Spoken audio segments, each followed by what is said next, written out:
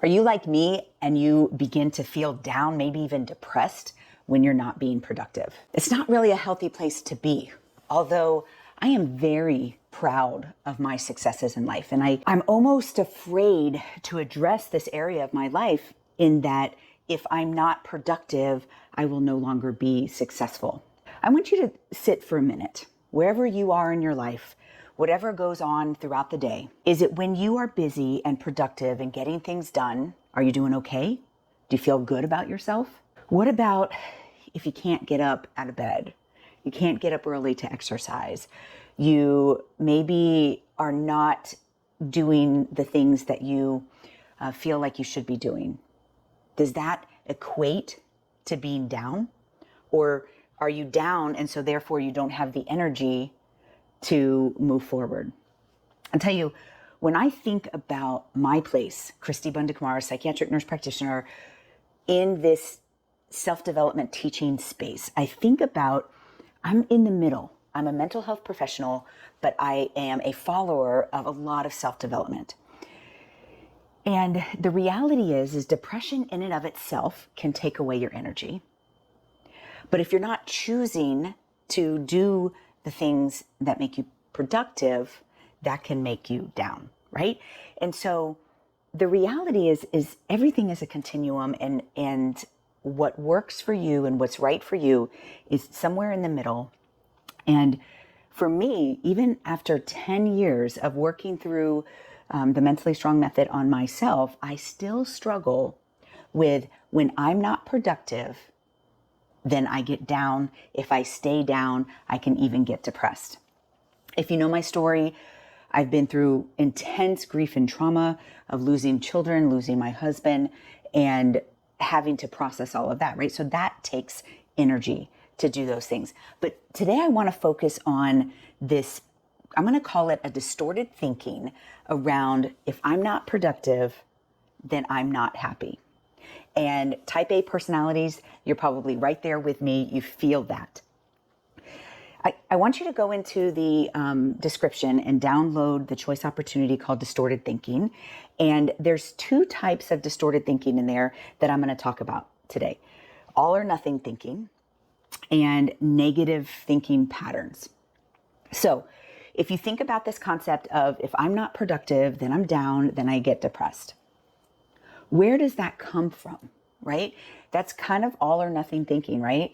The productivity is, gives me joy and energy and makes me feel good. The not doing things or not being productive equals being down and depressed. But the reality is we can't be productive all of the time. And so why are these things, opposite? And I'm really struggling with that, right? That's all or nothing thinking. That's all productive or all lazy. And so a distorted thinking pattern is something that we should be challenged to change, okay? This is different than dialectical thinking, which I talked about before, where two things can be true.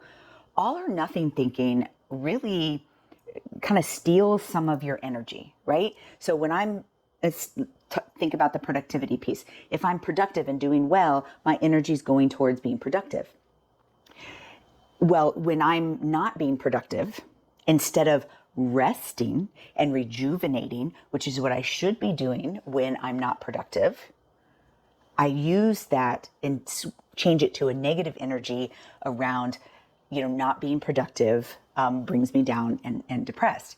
And this goes into the second distorted thinking that is around this concept that I'm talking about today of negative thought patterns. We all have them. I have been working on my negative thought patterns for a long time, and I really feel like I know what they are and I'm in a good place with them. However, still 51 years old, over a decade of doing the Mentally Strong Method on myself, and I still catch myself in these negative thought patterns of when I'm not productive, some of the things that I say to myself is I'm lazy, I'm not disciplined, I can't be consistent with things, right? Where did those negative thought patterns come from? And this is where the Mentally Strong Method comes in and how it helps people get insight. And so if I were working with you in the Mentally Strong Method, we would sit down for about an hour and we'd go through a thought map and identify and organize and figure out what we're going to do about the things that come up. Because I've been doing it on myself for so long, I can do it in my head, right? So if I were to take a thought map and map out this lazy person, right? Like that's kind of that negative pattern as I feel down, depressed, lazy when I'm not productive. If I take that and I ask myself, what's making me feel like that now? What's made me feel like that in the past? What's made me feel like that in my childhood? And does this impact my relationship with God? These are the 4 questions that we always ask in the thought map. And the reason that is because so much comes to the surface. And I can tell you, for me, in the whole productivity, a couple things come up. One, and the most intense for me is what I call my core connection of I'm not good enough. And I've been working with other people for over 20 years, and I can tell you that many, many people who I do the Mentally Strong Method on, one of their core connections is I'm not good enough. And so I compensate by being productive. If I'm productive and successful and accomplish things, that kind of replaces that identity, the core negative identity that believes I'm not good enough. If I put a lot of accolades or accomplishments on top of that, I can feel good when I'm productive. And that's what I have successfully done. But at the core, have I really changed that belief system? What is enough? When will it be enough? And if I'm not good enough as one of your core connections, or if as soon as I said that, you're like, oh, that's me, that always comes up for me. I want you to think about that as a distorted thinking, as a negative pattern that started in your childhood and is still impacting you today. This is why I love the Mentally Strong Method, right? You know, it is a cognitive behavioral approach, but it's got a sprinkle of psychoanalytical therapy, which a lot of people don't do anymore because it takes a long time to really address these things that were kind of instilled in you in your childhood that are still impacting you today. And I do not blame my family. However, there are very distinct times in my life where I, at a very, very young age, knew I wasn't good enough. And so that is one of my core connections, and it always comes up in my thought map. And it comes up when I'm looking at this productivity or my successes is part of my identity. So those are the challenges, right? Of what do you do? And for me right now, being successful is important to me. I've lost my children, my husband. All I have is my business and my friends around my business, right? And I want to turn my pain into purpose. And so this becomes not just a business desire or vision, it becomes my life vision and purpose. And I want to continue to be productive, but I also want to be real, authentic, and vulnerable in my journey of mental strength. And how do you actually find rest and peace?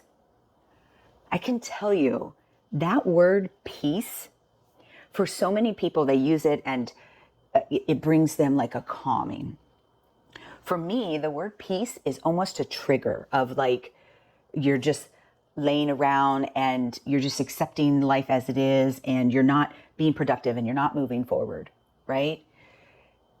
But as I work through this process, I can tell you that I do believe that you can be productive and be at peace. And I'm still working through that. But one of the things that I want to be very clear about is your productivity and your successes are not your identity. They are not, your purpose, your who you are. They're part of your plan, your reason, your why. But they are not your who. And so when I talk about like self-care and really understanding ourselves. Mental strength is about insight, an insight where you need to continue to grow. So like I'm sharing with you today, I need to continue to grow in this, seesaw of productivity versus peace. And knowing that I can be productive and also rest and have peace in where I am, and not always looking to, if I just accomplish this next goal, I'll be happy, right? So again, regardless of how this is landing for you,